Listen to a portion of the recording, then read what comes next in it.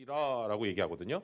여기서 새로운이라는 단어가 카이노스라는 단어를 사용하고 있는데 그 뜻은 뭐냐면요. 차원의 변화를 의미하는 단어입니다. 그러니까 예를 들면 애벌레가요. 나비로 변화되는 것을 의미하는 단어예요. 그러니까 애벌레는요. 땅만 밟고 다니잖아요. 계속. 그런데 우리들도 역시 이 땅 가운데서만 살았었거든요. 그런데 우리가 예수 그리스도를 만나는 순간, 예수 그리스도를 영접하는 순간 창공을 날아다니는 나비와 같이 변화된 그 존재가 바로 오늘 성경에서 새로운 피조물이다라고 얘기하고 있습니다. 여러분 분명 우리가 알잖아요. 애벌레랑 나비랑은요 차원이 바뀐 상황이거든요. 그렇기 때문에 예수님을 우리가 영접하고 예수님을 주라 고백하는 그 순간에 우리는 새롭게 태어났다라고 성경은 분명히 우리에게 얘기하고 있습니다. 여러분 구약 성경에서 애굽에서요 400년 동안 종살이 생활을 했어요. 이스라엘 백성들이. 근데 이스라엘 백성들을 하나님께서 인도하신 목적이 뭐냐면 성경에 이렇게 얘기합니다. 나를 하나님을 예배하기 위해서 인도하신다라고 얘기하거든요. 그래서 출애굽의 사건을 통해서 이스라엘 백성들을 애굽에서 인도하여 내시잖아요. 그런데 그들을 인도해서 냈을 때 그들에게 있어서 하나님 앞에 어떻게 예배하는 것인지, 너희가 어떻게 하나님의 백성이신지 그에 대한 정체성에 다룬 내용이 레위기서입니다. 근데 우리가 성경을 읽을 때 우리는 제일 많이 읽는 성경이 창세기거든요. 그리고 우리가 가장 어려워하는 성경이 레위기거든요. 근데 이스라엘 사람들에게 있어서 제일 먼저 보는 성경이 레위기입니다. 왜냐하면 레위기를 통해서 우리가 어떻게 하나님의 언약된 백성인지, 우리가 어떻게 하나님 앞에 예배로 나아가는지, 그래서 이스라엘 백성들에게 있어서는요, 어린아이들에게 있어서 제일 익숙한 성경이 레위기서라고 하더라고요. 그런데 레위기서를 읽다 보면 가장 핵심적인 내용이 하나 나옵니다. 그것이 바로 레위기 11장 45절에 나오는 것이 뭐냐면 내가 거룩하니 너희도 거룩할지어다.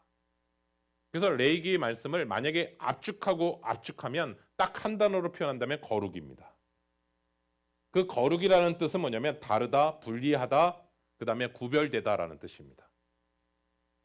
그러니까 너희가 수백 년 동안 애굽에서 생활하는 가운데서 애굽의 문화에 익숙했었고 애굽의 생활 양식을 따라서 살았지만 너희가 이제는 하나님의 백성으로 옮겨지는 과정 속에서 이제는 애굽 사람들과 너희들은 다른 삶, 구별된 삶을 살아가는 것이다.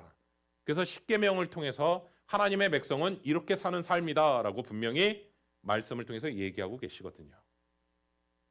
그러면 구약에서만 하나님께서 우리와 세상 사람과 다르다라고 얘기하신 것이 아니라 신약에서도 그 부분을 또 다시 한번 얘기합니다. 볼까요? 로마서 12장 2절입니다. 너희는 이 세대를 본받지 말고 오직 마음을 새롭게 함으로 변화를 받아 하나님의 선하시고 기뻐하시고 온전하신 뜻이 무엇인지 분별하도록 하라. 아멘. 아멘. 너희는 이 세대를 본받지 말고라고 했을 때 본받다라는 단어도 역시 어떤 뜻이냐면 같은 모양을 띠다, 같이 연합하다라는 의미거든요. 그러니까 우리가 이 세대와 같은 모양이 아닌 삶으로 살아가는 사람들이고 우리는 그리고 분명히 그렇게 세대와 다르다라는 것을 성경은 분명히 얘기하고 있다고요. 하나님께서 베드로 사도는 이렇게 얘기하거든요. 하나님께서 우리를 이 세상에서 제사장으로 부르시고 빛으로 소금과 빛으로 부르셔서 더 이상 너희는 어둠에 있는 존재가 아니다라고 얘기하고 있거든요. 그러니까 우리가 다르게 살 수 있는 이유는 뭐냐라고 얘기한다면 예수님으로 인해서 다른 삶을 살게 되는 사람이라는 거예요. 세상 사람들은요, 자기 뜻대로 삽니다. 자기의 욕심대로, 자기의 목적대로, 자기의 가치관대로 살아가는 사람들입니다. 그런데 우리는요, 하나님의 뜻대로 사는 사람들이다라고 성경은 분명히 우리에게 얘기하고 있습니다. 그러면 질문이 생겨요. 아니, 어떻게 하나님의 뜻대로 살기 위해서는 그러면 어떻게 해야 됩니까? 라고 한다면 하나님의 뜻을 행하려는 생각으로 우리의 마음을 가득 채워야 된다라는 거예요. 여러분, 우리가 세상의 유혹과 세상의 생각이 우리 안에 들어올 틈이 없도록 하나님의 생각으로 하나님의 뜻으로 가득 채우라는 거예요. 마치 이런 것 같아요. 우리가 음식을 불량식품을 좋아하는 이유는 건강한 음식으로 온전히 채워지면요. 불량식품에 손을 대지 않습니다. 그렇죠? 건강한 음식에 내 몸이 익숙해져 있으면요. 오히려 불량식품을 먹게 되면 오히려 몸에서 반응이 일어나게 됩니다. 우리가 왜 성경을 가까이 해야 되냐라고 질문하신다면 하나님의 생각으로 하나님의 말씀으로 가득 채워야 세상으로부터 오는 들어가는 그 세상의 그 유혹과 세상의 생각들을 차단할 수 있는 힘이 생기거든요. 근데 하나님의 생각으로 가득 차 있지 않으면 하나님의 생각으로 나아가지 않으면 언제든 우리는 세상의 유혹에 쉽게 물들어 버리는 것이 우리의 모습인 것을 보게 되는 것이죠. 그래서 우리에게 첫 번째 얘기합니다. 예수 믿는 사람들은요, 생각이 달라야 합니다. 우리 볼까요? 빌립보서 4장 8절입니다. 끝으로 형제들아 무엇에든지 참되며 무엇에든지 경건하며 무엇에든지 옳으며 무엇에든지 정결하며 무엇에든지 사랑받을 만하며 무엇에든지 칭찬받을 만하며 무슨 덕이 있든지 무슨 기림이 있든지 이것들을 생각하라. 아멘. 아멘. 본절에서 끝으로라는 단어는 우리가 보통 어떻게 느꼈냐면 끝으로 하니까 이 서신서를 마무리하는 단어로 이제 시작하나 보다라고 생각하는데 사실은요, 이것은 이 말의 뜻이 아니라 끝으로라는 단어보다는 더욱이라는 단어가 더 적합합니다. 더욱이. 다시 말하면 이제부터 더 중요한 얘기를 하겠다라는 뜻이에요. 바울이 쓴 서신서의 특징이 하나 있어요. 로마서나 그렇고 모든 서신서의 특징은 뭐냐면 앞에 부분들에 대해서는 이론에 대해서 얘기해요. 그런데 꼭 끝으로 갈 때는 실천적인 부분에 대해서 권면을 하고 제시하는 것으로 얘기해요. 그래서 끝으로라는 단어를 서신서를 보면 잘 사용하고 있어요.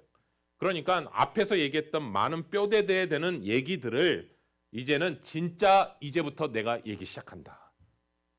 그래서 오늘 이 본문 말씀은요, 우리가 빌립보서 안에서도 다시 한번 우리의 마음에 새겨야 되는 것이고, 그리고 이 말씀 앞에서 어떻게 결단하며 나아갈 것인지를 이 말씀 가운데서 얘기합니다. 여러분, 맞습니다. 하나님의 말씀이요, 우리의 삶 가운데서 직접 녹아지고 실천될 때 그 하나님의 말씀이 온전해집니다. 그래서 오늘 이 짧은 구절 안에서요, 무려 6번이나 반복되는 단어가 뭐였냐면 무엇에든지라는 단어입니다. 당시에 그 사도 바울은 최고의 석학이었잖아요. 그리고 굉장히 로고스, 논리적인 사람이었거든요. 그런데 그 당시에 석학이랑 논리적인 사람들의 특징은 뭐냐면 같은 단어를 반복하지 않습니다. 왜냐하면 같은 단어를 반복하는 것은 좋은 글이 아닙니다. 제가 미국에 와서 레포트를 제출할 때 똑같은 단어를 또 못 쓰게 합니다. 다른 단어를 사용해서 계속 해야 됩니다. 그런데 지금 사도 바울은 똑같은 단어를 계속해서 6번이나 사용하고 있습니다. 그러니까 오늘날의 그 문장에 있어서도 좋은 문장은 아닙니다. 그럼 질문이 생깁니다. 사도 바울이 그거를 정말 몰라서 이렇게 똑같은 단어를 6번 썼을까? 아니요. 6번이라는 단어를 계속해서 반복했던 이유는 무엇이냐면 그만큼 강조하고 전하려는 메시지가 분명하기 때문에 반복하면서까지도 그 단어를 사용하고 있다는 것을 얘기합니다. 그래서 한번 오늘 본절의 이 말씀을 한번 깊이 생각하면서 이 말씀을 한번 생각하셨으면 좋겠습니다. 첫 번째는 뭐냐면 무엇이든지 참되며라는 단어. 무엇이든지 참되며라는 그 단어 가운데 참되다라는 뜻은 뭐냐면 진실하다라는 뜻입니다. 진실하다. 두 번째는 무엇이든지 경건하며. 경건하다라는 의미는 어떤 거냐면 내가 하나님 앞에 서서라는 단어의 뜻입니다. 그러니까 우리의 인식 세계뿐만 아니라 무의식 세계 속에서도 항상 하나님을 의식하고 항상 하나님을 생각하고 항상 하나님을 생각하면서 말을 하라는 뜻입니다. 제가 예전에 하나의 쇼츠 영상을 봤는데요. 한 그리스도인 권사님이세요. 권사님 병원에 누워 계시는 거예요. 혼수 상태세요. 의식이 없는 상태예요. 그래서 이렇게 누워 계시는 상태인데 그 상황 속에서 찬송가를 틀은 거예요. 근데 찬송가를 틀으니까 그 누워있는 권사님이요, 입이 열리기 시작해요. 그리고 몸이 반응해요. 예.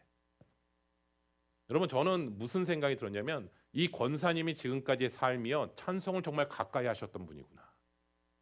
왜냐하면 그 반복적인 그 찬양 가운데 몸으로 했기 때문에 무의식 쪽에서도 하나님 앞에 찬양하는 사람이셨구나. 그것을 저는 깨닫게 되었거든요. 이 상태를 얘기하는 거예요. 의식 속에서도 하나님을 의식하지만 무의식 속에조차도 하나님을 생각하고 하나님을 앞에 서서 말한다는 사실을 늘 놓치지 않는 삶을 살아가는 것, 그 부분을 얘기하는 것입니다. 그 다음에 뭐라고 하냐면 무엇이든지 옳으며라는 단어가 사용하는데 그것은 맞다 틀리다의 개념이 아니라 무엇이든지 옳은 길을 따른다라는 뜻입니다. 여러분, 이 땅에서 우리는요, 하나님의 약속에 따라 사는 사람입니다. 주님이 클리어하게 얘기합니다. 내가 곧 길이요 진리요 생명이니 나로 말미암지 않고서는 아버지께로 올 자가 없느니라. 그러면 주님이 걸어가셨던 그 길만이 하나님께로 나아가는 길이기 때문에 그 길이 바로 무엇이든지 오르며라고 했을 때 주님이 걸어가셨던 그 길을 따라가라고 얘기하는 거예요.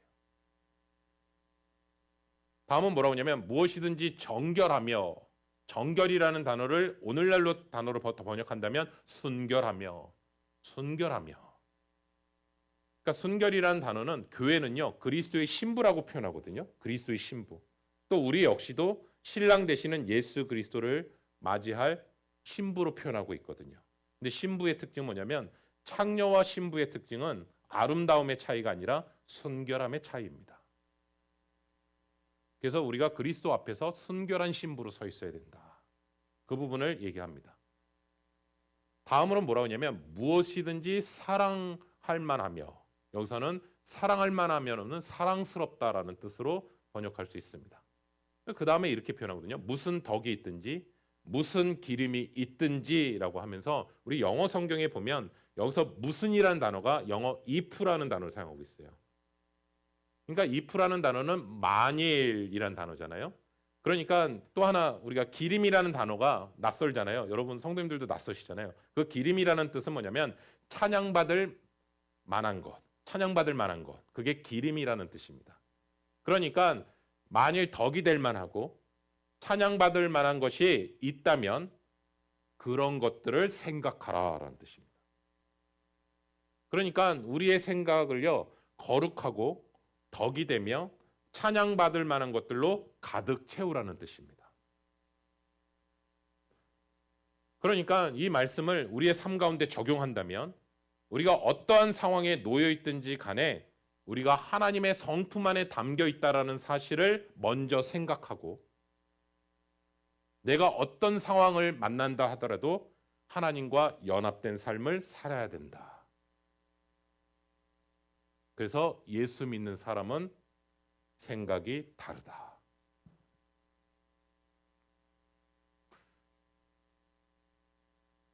여호수아서에 보시면 그 전에 모세가 12정탐꾼을 보내잖아요. 가나안 땅을. 근데 그 정탐꾼을 40일 동안 보거든요. 그리고 거기에서 풍족한 그 과일을 가져오죠. 근데 그 과정 속에서 10명의 정탐꾼은 뭐라고 하냐면 그들은 안악 자손이라 거인과 같습니다. 그래서 그들을 봤을 때 우리를 보면 메뚜기 같은 존재입니다 라고 얘기하거든요. 그런데 여호수아 갈렙만은 뭐라고 하냐면 아닙니다. 눈에 보이는 것은 그렇지 모르지만 하나님께서 약속하신 것입니다. 오히려 그들은 우리의 밥입니다. 똑같은 상황을 봤는데 완전히 생각이 다른 것을 보게 되거든요. 그래서 저는 이 말씀을 기억하면서 한국에서 유치부 전도사로 사역할 때 항상 그림을 그렸다고 말씀을 드렸잖아요. 왜냐하면 유치부 아이들한테 그림을 그려서 설명해야 되니까. 그래서 항상 스케치북이랑 펜을 스크랩파스랑 물감을 그렸었는데 그날은 그림을 그리지 않고 밥그릇에 밥을 담아서 갖고 나왔습니다. 그래서 밥을 먹었습니다. 그러니까 애들이 막 궁금해하는 거예요. 왜 전사님 갑자기 밥을 먹지? 예배 시간에. 그러면서 이 설명을 하면서 아이들한테 질문했습니다. 여러분 밥 먹는 거 어려운 친구 있어요? 그랬더니 아니요, 없어요. 저도 먹고 싶어요. 막 그러더라고요. 오늘 이 장면이 여호수아 갈렙의 눈에는 밥을 먹는 것처럼 그들이 하나도 두렵지 않았고 오히려 더 큰 밥을 주셔서 하나님 앞에 감사하는 고백이에요. 왜냐하면 생각이 다르기 때문이에요. 저는 우리 성도님들에게 다시 한번 얘기합니다. 여러분들이 정말 힘든 이유는 하나님의 생각이 가득 차지 않았기 때문 아닐까요? 내 눈에 보이는 문제가 더 크게 보는 이유는 내 안에 계신 예수 그리스도가 너무나 작아 보이기 때문 아닐까요?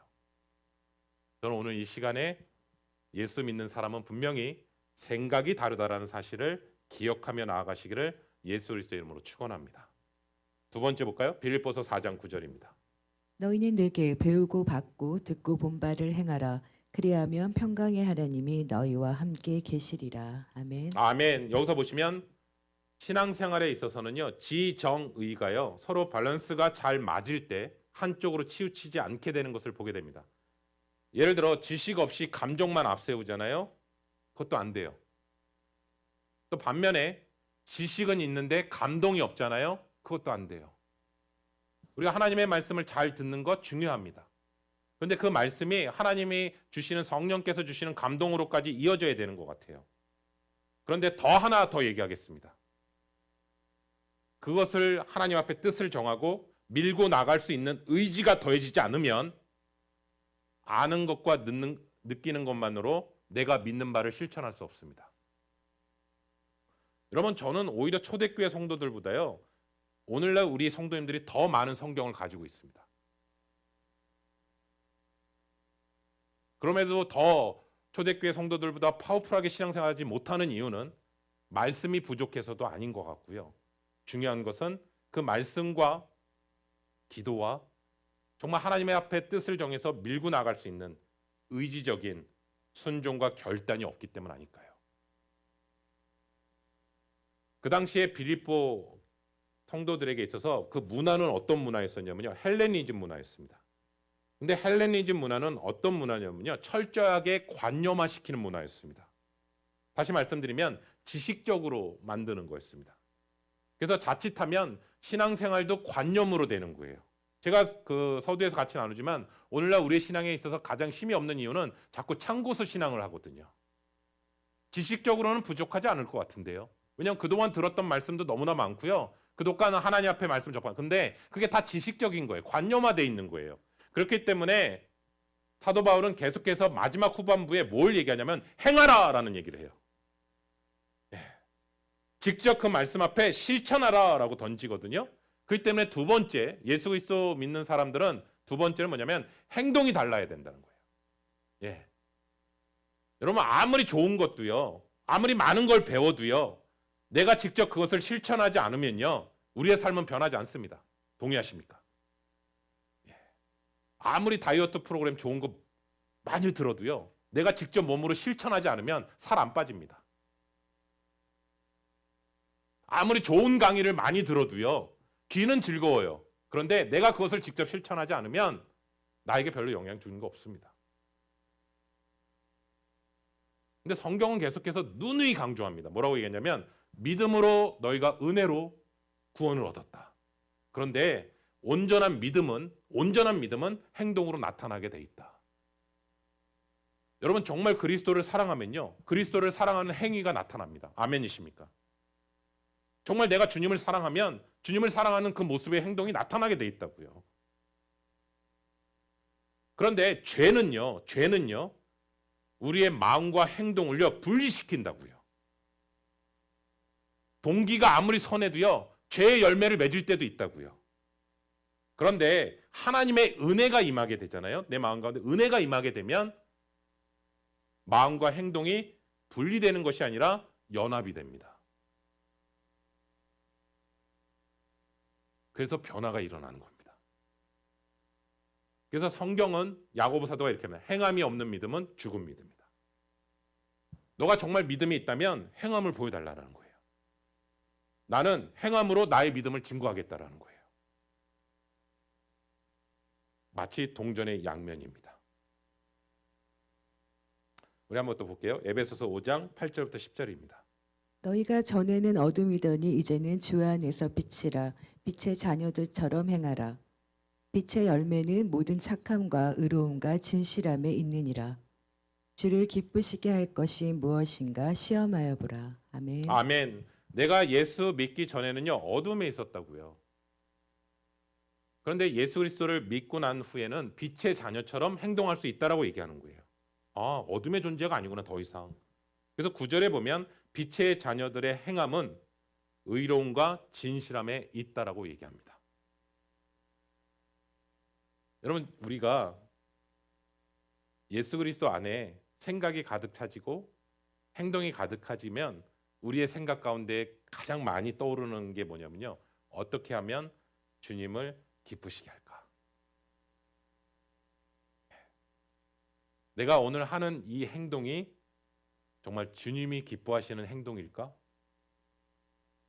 이거를 많이 생각한다고요. 제가 대학원 다닐 때요, 기독교 교육학을 가르쳤던 교수님이 누구셨냐면 여기 성도님들도 잘 아실 것 같아요. 서정인 교수님이셨어요. 서정인 교수님 누구시냐면 한국의 컴패션, 연예인들도 참 많이 봉사, 그 극심한 빈곤 지역의 아이들을 찾아가서 교육이라든지 여러 가지 사업들을 하는 그 단체인데요. 거기에 그 지금은 재직 중에 계세요. 근데 그 전에는 교수셨어요. 그래서 이제 강의를 많이 하셨었는데 제가 다녔던 대학원은요 신학대학인데 일반 학과들도 많이 있었어요. 그래서 교회 안 다니는 애들도 입학을 할 수 있는 거예요. 뭐 전자계산학과 뭐 여러 일반 학과들이 있었어요. 근데 그 신학대학은요 특징이 뭐냐면 꼭 채플이 필수입니다. 네, 아마 이화여대도 똑같을 거예요. 필수예요. 근데 그 채플실에 들어가면 정말 입신하는 친구들이 많아요. 말씀을 듣기 전에 이미 입신해요. 막 주무시는 친구들이 많고요. 뭐 스마트 뭐 딴짓하는 친구들 뭐 다 다양해요. 그래서 목사님들이 거기 와서 설교하기가 제일 어렵다고 그래요. 왜냐하면 벌써 눈빛도 벌써 들을 마음도 없어요. 근데 이제 학교에서는 그리고 그 체크 때문에 앉아 있는 거예요. 그래서 학교에서 정책을 새로 총장님이 발표하는데 뭐냐면 교회를 다니지 않는 애들 있잖아요. 그 아이들을 그 교수님들한테 10명씩 맡긴 거예요. 그래서 10명씩 맡기면서 뭐라고 했냐면 올 한 해 동안 이 아이들을 잘 양육해서 세례를 받게 하라고. 그래서 세례를 많이 받은 분에게 교수님에게 좋은 점수를 드리겠다고. 그랬더니 이제 시행하자마자 난리가 났죠.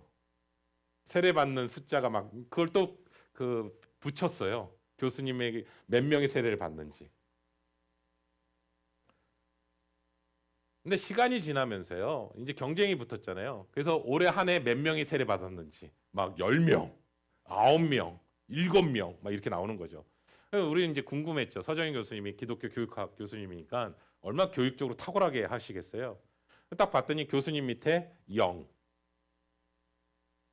다른 교수님들은 다 많은데 이분은 0이에요. 0. 왜 세례 받는 아이들이 없을까? 이런 질문이 생기더라고요. 굉장히 잘 복음적으로 설명하실 텐데. 근데 그 이유 중에 하나는 그 아이들 중에 교수님한테 저도 세례 받고 싶어요라고 얘기하는 애들이 있었대요. 근데 그 교수님이 이렇게 얘기했대요. 너의 삶 중심에 십자가의 은혜와 삶의 변화가 없는데 너가 어떻게 세례를 받을 수 있겠냐? 나는 세례를 줄 수 없다, 너에게. 그래서 오히려 받겠다고 하는 애들을 세례를 안 주고. 아마 그 교수님은요, 그렇게 행동함으로써 자신의 실적은 떨어질 거예요. 그렇지만 자신의 마음 가운데 하나님의 진실함과 정직하게 돌아보면 이 안에 예수 그리스도를 세례를 받을 수 있는 모습이 없거든요. 그래서 아이들이 그 교수님한테 세례를 받진 않았지만 나중에 오히려요 기독교에 대해서 더 진지한 거예요. 그래서 나중에 그 아이들이 교회를 다니게 됩니다. 그래서 교회 다니면서 지역교회에서 신실하게 신앙생활을 합니다. 근데 그때 세례 받았던 애들은 교회 생활 안 합니다. 여러분 아이들의 고백 중에 이런 고백도 있더라고요. 저는 서정인 교수님의 하나님으로 믿고 싶었습니다. 저분이 믿는 하나님이라면 내가 정말 믿고 싶습니다. 그래서 저도 크리스찬이 되었습니다. 여러분 사람의 생각과 행동은요 누군가에게 또 다른 영향을 줍니다. 그렇기 때문에 억지로 하는 것이 아니라 내가 예수 그리스도 안에서 새로운 피조물이라는 사실을 기억하기 때문에 그 사실로 살아갈 수 있는 것입니다. 세 번째입니다. 예수님을 믿는 사람들은요 목적이 다릅니다. 예수님 때문에 좋은 생각, 좋은 행동도 하지만 하나님이 분명한 약속이 있습니다. 그것은 뭐냐면 평강의 하나님이 너희와 함께 하실 것이다. 예수님을 정말 믿는 사람들은 하나님이 나와 함께 하심으로 하나님의 능력과 복이 무엇인지를 압니다. 여러분 한번 보세요. 성경에서 두려워하지 말라 이 단어도 참 많이 나오고요. 또 하나는 복음을 담대히 전하라라는 말씀도 참 많이 나와요. 그런데 이 두 가지 말씀을 딱 들었을 때 벌써 우리는 부담으로 다가오잖아요. 근데 그 다음에 꼭 하나님이 하신 말씀이 있는데요. 그것은 뭐냐면 내가 너와 지금 함께함이라. 그게 뭐냐면 하나님의 임재예요.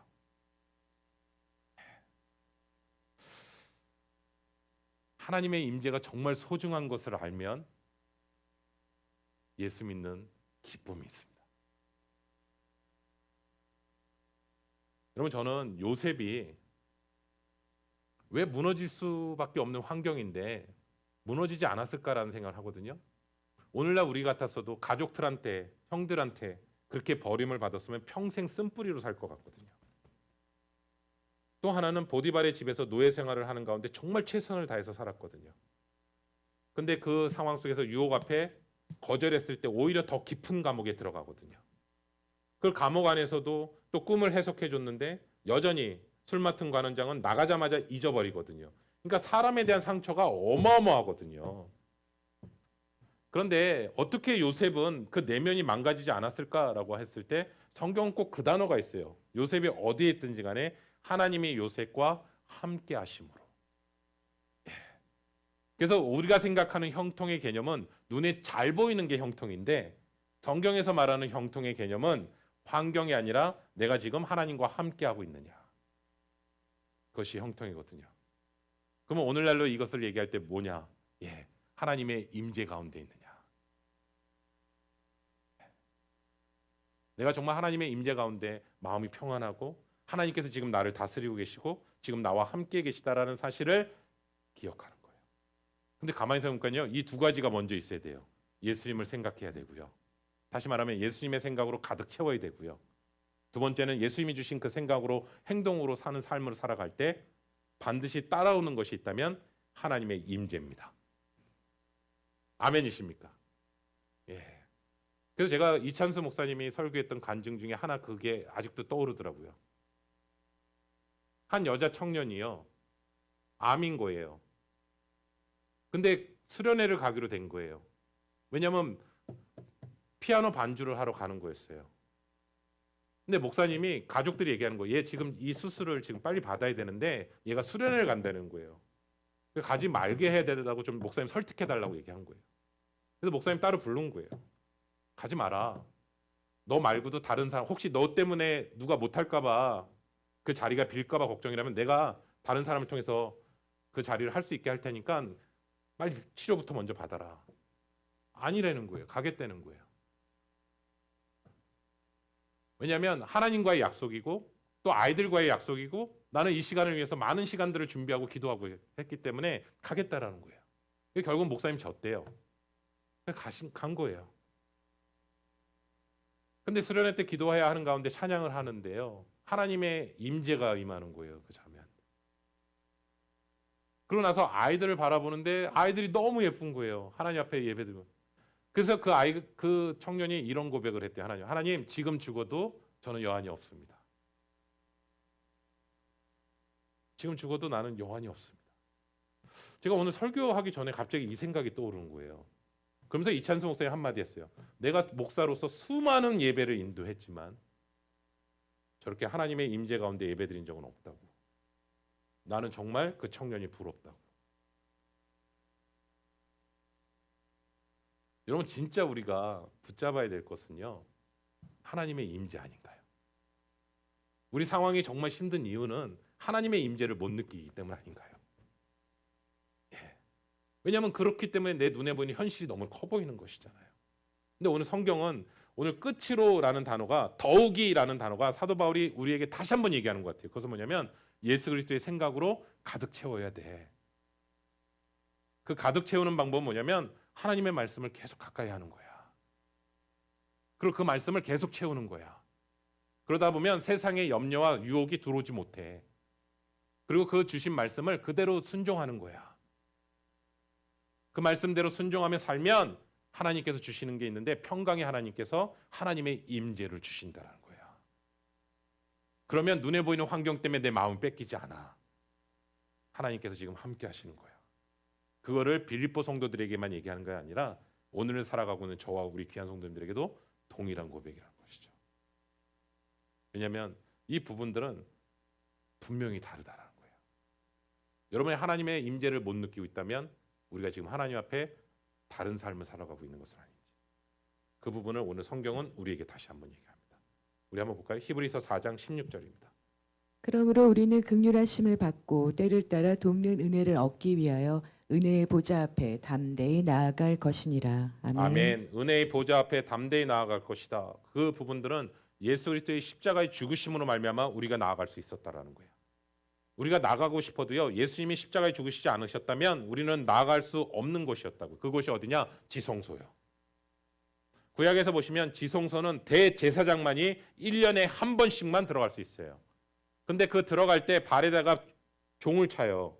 왜냐하면 그것을 차고 제사장이 그 안에 지성소에 들어가서 움직일 때마다 밖에서는 방울 소리가 들리거든요. 근데 대제사장도 거룩해야 되거든요. 근데 대제사장이 그 안에서 죽는 일도 생기는 거예요. 왜냐하면 첫 번째, 하나님께서 이스라엘 백성들의 죄를 용서하지 않겠다고 하면 대제사장이 죄를 짓지 않았음에도 불구하고 대제사장은 죽습니다. 그러니까 그 자리로 나가는 게 너무나 두려운 자리인 거죠. 두 번째, 하나님께서 이스라엘 백성들의 죄는 용서하신다고 얘기하셨어요. 그런데 대제사장이 하나님 앞에 죄가 있어요. 그러면 대제사장이 거기서 죽습니다. 그러니까 대제사장으로서 그 자리에 들어간다라는 사실이 너무나 두려운 자리인 것이죠. 그 자리가 어디냐? 지성소의 자리라고요. 왜 그렇게 두려운 자리입니까? 왜? 하나님의 임재가 충만한 곳이거든요. 그냥 우리가 생각하는 오늘날 개념이 아니라 정말 하나님의 임재가 충만한 곳에서 죄가 섞일 수가 없거든요. 그런데 우리가 여기 있는 저와 우리 귀한 성도님 모두가 그 지성소로 들어갈 수 있게 됐다고요. 들어갈 수 있게 됐다고. 왜냐하면 십자가의 지심으로 말미암아 지성소와 성소가 가려졌던 그 휘장이요. 위에서부터 찢어져 버렸다고요. 위에서 찢었다라는 의미는 뭐냐면 하나님이 찢으셨다라는 거예요. 예수 그리스도의 십자가의 사건을 말미암아. 그래서 그 자리로 나아갈 수 있게 됐다라는 사실을 얘기하는 거예요. 그 이유는 뭘까? 예수님과 함께하는 삶을 살아가라고요. 여러분 한번 이것을 정말 마음으로 한번 생각해 보세요. 하나님이 함께 하시면 기적이 상식이 됩니다. 아니 너무 묵상만 하지 마시고요. 한번 진지하게 해요. 하나님이 함께 하시면 기적이 상식이 됩니다. 성경은 분명히 증언하고 있습니다. 예수님이 함께 하셨을 때 그 자리가 물이 변하여 포도주로 바뀌게 됩니다. 예수님이 그 자리에 함께 가실 때 지붕을 뚫고 내려왔던 그 중풍병자 그 사람이 치유가 됩니다. 예수님이 함께 계실 때 죽었던 나사로가 살아나는 역사가 있습니다. 여러분 우리의 삶 가운데서도 예수님이 지금 나와 함께 계시면 하나님께서 역사하실 줄로 믿습니다. 그것을 믿는 사람들이 오늘 이 자리에 가운데 다시 한번 얘기합니다. 풍랑 위에 걸어갔던 이유도 베드로가 예수님이 그 자리에 계셨기 때문입니다. 중요한 키워드는 하나님의 임재가 있느냐는, 하나님께서 이곳에 지금 함께 하시느냐, 그 부분들을 다시 한번 얘기합니다. 성도님들 그거 아세요? 석탄이랑요 다이아몬드는요 둘 다 탄소래요. 그 탄소를 압축하는 그 힘에 따라 석탄이 되기도 하고 다이아몬드가 된다고 합니다. 그렇기 때문에 우리가 사랑하는 아내랑 여자에게 프로포즈할 때 석탄을 주면서 프로포즈하지는 않잖아요, 그렇죠? 같은 성분이라고. 또 하나 비슷한 또 성분이 하나 있더라고요. 인삼이랑 산삼이요. 둘 다 모양은요 우리가 10만이가 아니기 때문에 몰라요. 이게 인삼인지 산삼인지 비슷하거든요. 근데 임삼은요 5년의 주기마다 변한대요. 그래서 수명이요 20년밖에 되지 않는데요. 인삼은요. 근데 산삼은요 1000년까지 갑니다. 그 이상도 갑니다. 그렇기 때문에 가치가 다릅니다. 여러분 우리가 눈에 보이는 거, 우리가 예수님을 생각하고 예수님의 그 말씀 앞에 행동하고 삶의 목적이 다른 사람이라는 것을 사도 바울은 다시 한번 얘기합니다. 그래서 저는 오늘 이 말씀을 한 주 동안 묵상하면서 이렇게 내가 정말 예수님의 생각으로 가득 차 있나? 또 하나는 나는 정말 예수님의 그 말씀 앞에 행동하고 있나?